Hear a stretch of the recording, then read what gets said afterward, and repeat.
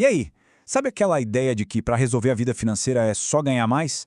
Bom, hoje a gente vai ver por que pensar assim pode ser, na verdade, uma baita armadilha. Pois é, vamos direto ao ponto aqui.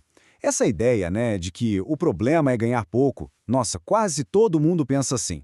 Faz todo sentido, não faz? Se o dinheiro está curto, a primeira coisa que vem à cabeça é preciso de mais. Mas será que a história é realmente essa? Então, é exatamente aqui que a coisa começa a ficar interessante. Porque essa crença, que parece tão óbvia, tão lógica, é o que a gente pode chamar de ilusão do salário. É, basicamente, um jeito totalmente equivocado de enxergar como a riqueza de fato é construída.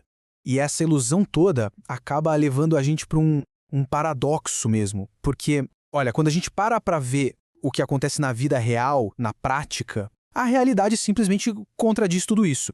E esse é o tal do paradoxo financeiro. Ele basicamente joga na nossa cara uma verdade que pode ser até meio chocante. Mais dinheiro nem sempre é a solução de verdade. Olha só que doido isso. De um lado tem gente que ganha super bem, mas de alguma forma vive no vermelho, tá sempre sem grana. E do outro tem gente que ganha bem menos e mesmo assim consegue construir patrimônio, consegue crescer. A pergunta é, como? Né? Como é que isso é possível? E aqui está o pulo do gato, a grande virada de chave. A diferença, no fim das contas, não está na grana que entra, não é o quanto se ganha, é o como essa grana é usada. A gestão, gente, vale muito mais do que a quantia. E isso nos leva direto para o verdadeiro vilão dessa história toda, sabe? A causa real por trás de um monte de perrengue financeiro. É algo que a gente pode chamar de o erro silencioso.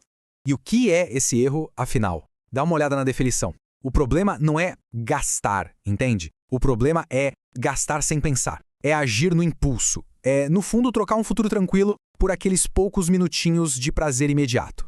E o pior é que esse padrão de comprar por impulso, ele parece tão inofensivo no começo, né?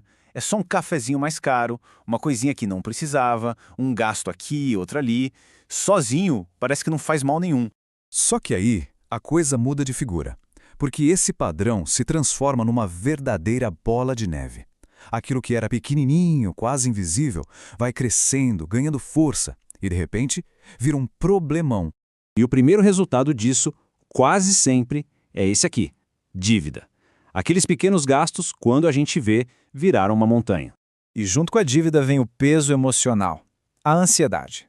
Aquela preocupação que não sai da cabeça, aquela angústia de saber que as contas estão chegando. E para completar o quadro, vem a pressão.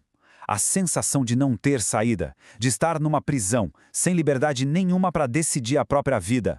E o grande perigo disso tudo é que é um processo lento, silencioso, quase não dá para perceber, e aí quando a ficha finalmente cai, quando a pessoa se dá conta do que está acontecendo, aí, na maioria das vezes, o estrago tá feito. A pessoa já tá no fundo do poço, aquela bolinha de neve virou uma avalanche, e para sair disso, nossa, parece uma missão impossível. Então, depois de ver tudo isso, fica uma pergunta no ar, né? O que é que define de verdade a saúde financeira de alguém? É o número que aparece no Olerite todo mês? Ou são as pequenas decisões que se toma com esse dinheiro dia após dia? Fica aí pra gente pensar.